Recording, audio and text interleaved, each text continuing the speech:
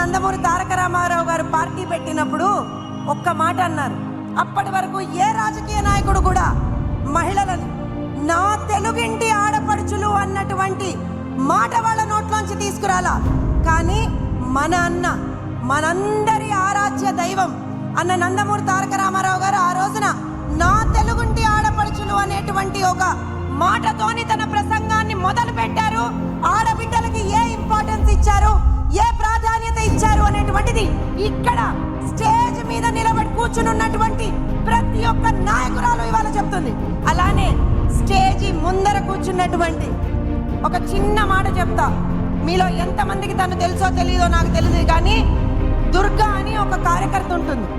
ఎక్కడ ఏ రోజున ఏ విధమైనటువంటి ఒక కార్యక్రమం జరిగినా, ఒక మీటింగ్ జరిగినా తన స్కూటర్ వేసుకొని బాబు గారి నాయకత్వం వర్ధిల్లాలి, తెలుగుదేశం పార్టీ వర్ధిల్లాలని చెప్పి ఎంత దూరమైనా సరే తన స్కూటర్ మీద నడుపుకుంటూ వస్తుంది.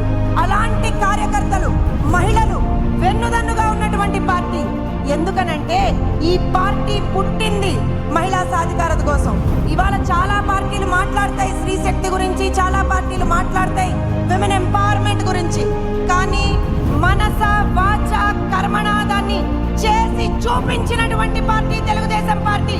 ఇవాళ దాన్ని ఇక్కడ మీ సమక్షంలో ఇక్కడ ఉన్నటువంటి ప్రతి ఒక్క మహిళా నాయకురాలు ఒక నిదర్శనంగా ఇక్కడ కూర్చున్నారు. ఆ రోజు అన్న నందమూరి తారక రామారావు గారు స్త్రీ శక్తికి ఒక పునాది వేశారు. ఆ పునాది వేసిన దాన్ని ఒక బ్రహ్మాండమైనటువంటి నిర్మాణంగా చేసి ఇవాటి రోజున భవిష్యత్తు కోసం ముందరికి తీసుకెళ్తున్నటువంటి పార్టీ తెలుగుదేశం పార్టీ, తీసుకెళ్తున్నటువంటి నాయకుడు నారా చంద్రబాబు నాయుడు గారు. ఇవాళ మహిళల్ని ముందంజలో పెట్టి పార్టీని ముందరికి నడిపించాలి అనేటువంటి ఒక ఆలోచనతో అవకాశాలు కల్పిస్తున్నటువంటి నాయకుడు నారా లోకేష్ గారు. ఒక మాట, మనందరి మాట, మహిళలు ఎప్పుడూ కూడా తెలుగుదేశం పార్టీతో ఉన్నారు. మహిళల విద్య అయినా, మహిళా వైద్యం అయినా, మహిళలకు సంబంధించినటువంటి రాజకీయ అభివృద్ధి అయినా, మహిళలకు సంబంధించినటువంటి ఏ విధమైనటువంటి సాధికారత అయినా చేసి చూపించినటువంటి పార్టీ తెలుగుదేశం పార్టీ.